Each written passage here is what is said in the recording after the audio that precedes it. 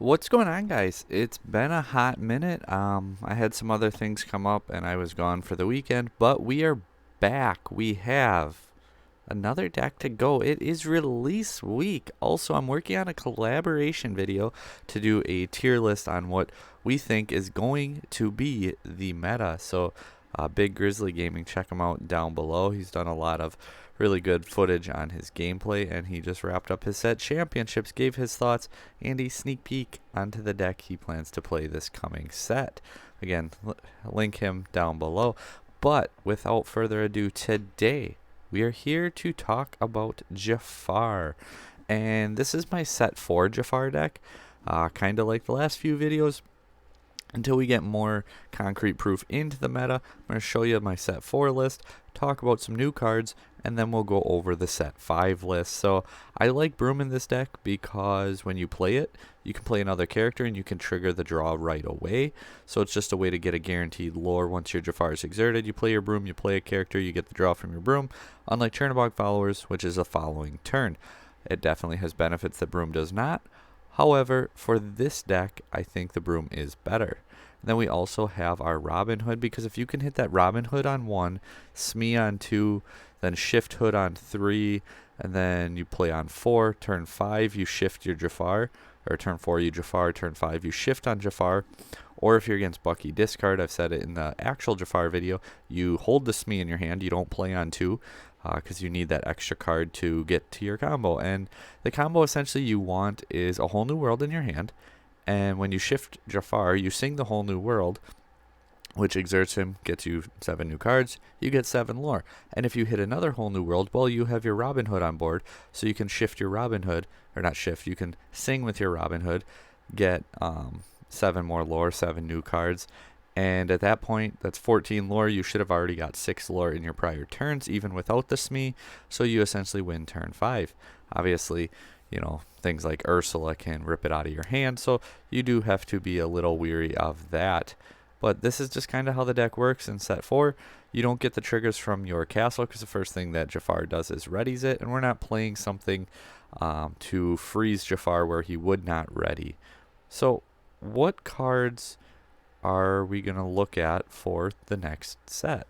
Which cards are worth it? Which cards are not worth it? Well, what if we just go ahead and talk about a handful of them, and then we'll show our list and you can see what made the cut. So first and foremost, we have Cogsworth, the 1-drop. This card actually, I saw someone comment on our Blurple video. It's kind of a niche scenario, but it's another 1-drop, and shifting Cogsworth on 3 for the blue Cogsworth actually is a pretty good move. And then when you play this card the other copies later, giving something rush, again, pretty good. Nothing to sleep on. Then what are some other cards that we can go ahead and look at? The Mim bounce package. Does the elephant make her way into Jafar as well? I don't know if Mim does in Jafar. A lot of other decks, definitely. In the Amethyst Steel where you're bouncing Pete. I did a video on that again, by the way. I think it's a very strong move. What about some other cards? Archimedes, the Electrified Owl. He's a 1/4 Challenger 3, evasive, quest for 2, but he's a shift 3. So kind of like that Robin Hood role. There's the one drop Archimedes, but then you get the shift 3 here. So kind of playing into that same role where you want to be able to have two 5 singers on board when you go to do your whole new world shenanigans. What about Elsa the 5th Spirit? This card I think is one of the better cards in the entire set. She's 2/5, she's rush. I wonder what that's here to answer. And when you play it, you can exert choosing opposing character. So those Diablos are just gone because, well, you play her, she's evasive, she's rush, she has 2 attack.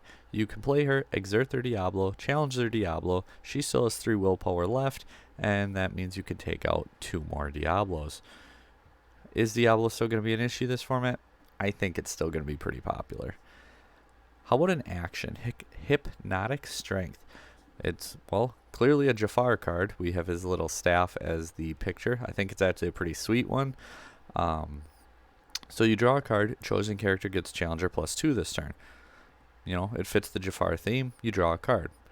what about another action? Finders Keepers. This card's enchanted, I've said it before, had so much potential. It's just the text box looks so weird on it. But it's a 5-cost card. It's inkable, so that's really good. But you draw 3 cards. We're playing Jafar. You get lore for every card you draw. You play Jafar on 5, you shift, you play this on 6. I'm just saying, draw 3 cards, gain 3 lore. Not a bad trade-off. We know the way. So why would you play this card? Because you don't draw, you put into your hand. So it doesn't trigger Jafar. Shuffle chosen character from your discard into your deck. Reveal the top card. If it is the same name, you may play the revealed card for free. Otherwise, put it in your hand. So I don't know if this card makes its way in here either. We're playing a lot of different Jafars, so there's a good chance that you can recycle and hit your Jafars.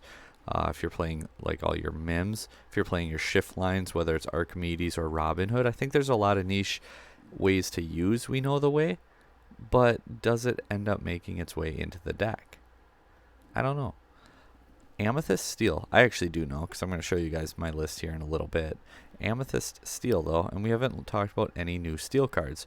I've said it a few times. Overall, I'm pretty underwhelmed with a lot of the new Steel support, which is fine because Steel has been the most dominant color already. So it's time that they just get a lesser support role into a new set. But Dock on 2, it's uninkable. 1/3. When you play it, you can discard your hand to draw 2 cards. Again, it's another one of those just draw multiple cards, trigger your Jafar, get multiple lore, yada yada yada. In addition to that, it only costs 2 to do it.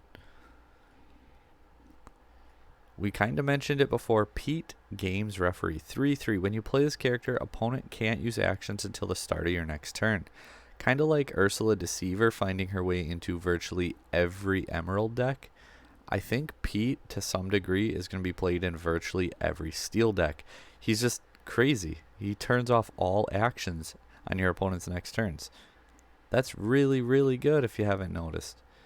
And then lastly, we're going to talk about the first card that was revealed for this set, actually. And that's only if you beat Ursula, because nobody opened the package without playing it, right?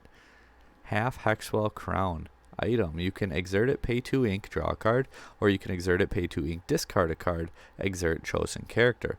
So it's just a draw each turn. It's a 6 cost, it's uninkable, it fits the color pattern of the deck, it's a draw card, and again, it was the first card revealed, but spoiler alert, it is not in our list. Maybe if it was like a 3 cost, but at 6 plus paying 2 ink for it, this card is just not good enough to even come close to finding its way into the deck. So what cards did find their way in? So here's my new list. I do have it linked down below. So we got 4 Archimedes, going that Archimedes route, 4 Robin Hoods. So we got 8 1-drops that all have that shift 3 line because, like I said, I really, really want to get 2 cards out who can sing 5 on turn 5.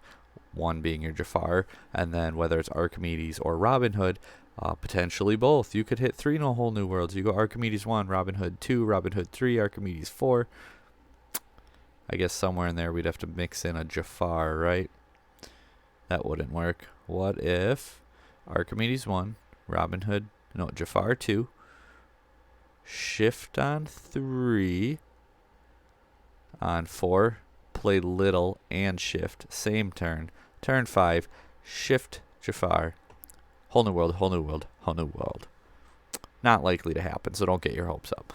But on 2, we still keep Snake in there.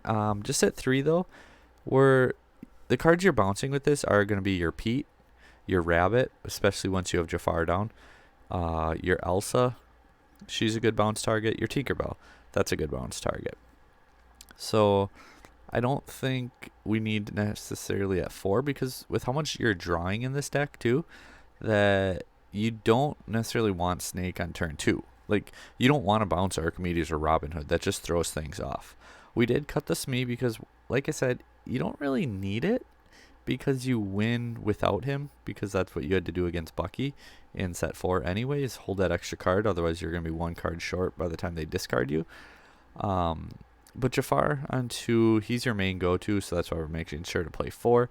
However, on 3, I do have the Lamp Thief. Not only does he quest for 2, being able to look at the top 2 cards of your deck and be able to fix it a little bit is actually pretty good, because you get to, again, essentially speed up your deck. You know what you're getting. You can force, the Jafar, the whole new world, whatever card you need, assuming you hit it, or whatever card is best for the scenario you're in, you get to just kind of fix the top of your deck.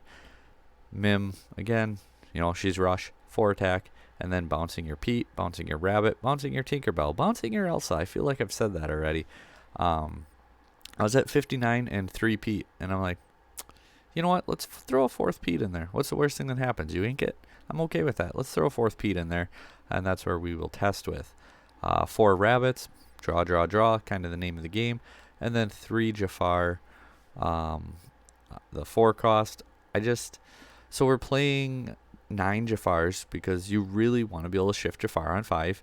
If you go Jafar on 2, and then you can hit Lamp Thief or Dreadnought on 3 or 4 and put out multiple Jafar threats too, because when your opponent knows you're playing this, that Let the Storm Rage on, that Strength of the Raging Fire, cards like that, the Brawl, they're gonna come down hard and heavy, and they're gonna take out your Jafars because they don't want you to shift Jafar on 5. They want to push it off to 7 if you can. So if between turns 1 and 4, well, 2 and 4, if you can put down multiple Jafars, it really puts your opponent on a you better have it predicament. 4 Archimedes, again, a 1/4 Challenger 3 evasive quest for 2, but more importantly, it's a shift 3 5 cost character. That's what we're going for here. 2 Elsas, I do like her. We'll see how prevalent things like Diablo are in the format, or just other threats that she might need to answer. For now, I'm going to play her at 2. But we will see how it goes with her into the format. Robin Hood 4, Tinkerbell 2.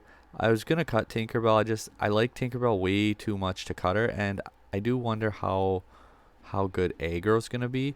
So we play a lot of characters early in this deck, so it's not like aggro can just run rampant, right? Like, you get your Archimedes, you get your Robin Hoods down, and then even that turn 3 shift means you're starting to take out their bodyguards pretty quick.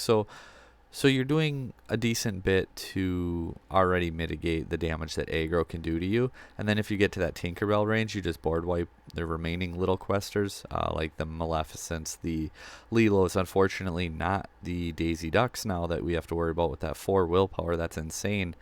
But I think Tinkerbell at 2 at least to figure out and see and test and play her that way. 4 Jafar, name of the game. Friends on the other side, again, pretty straightforward. And then I was debating on 4 Along Came Zeus, because I think locations are actually kind of scary still. But again, with aggro 2, being able to sing Grab Your Swords on 3 if needed is really strong. So I went 3 Zeus and 1 Grab Your Swords. And then Whole New World, there's not a whole lot to say about that. But anyway, this is my updated Jafar deck. I don't remember exactly what the total cost of it ended up being. As far as uninkable cards, we got 12. So as far as that, you're really not running into too many issues. You have good removal with Zeus, with swords, with Tinkerbell, or just challenge threats like Robin Hood. You have like your consistency cards, your draw power with your friends on the other side, your Rabbit, your Whole New Worlds, and then just all the utility, again, the shift targets, the Jafar being able to draw you as well, Elsa, bouncers, Pete. I think the deck answers things really well, and I think Amethyst Steel is set up to be in a really good spot in this coming format. So let me know what you guys plan on playing down below. What do you think about the deck? Do you like it? Do you dislike it? Or what would you change? Thanks for watching. Like, share, subscribe, comment down below.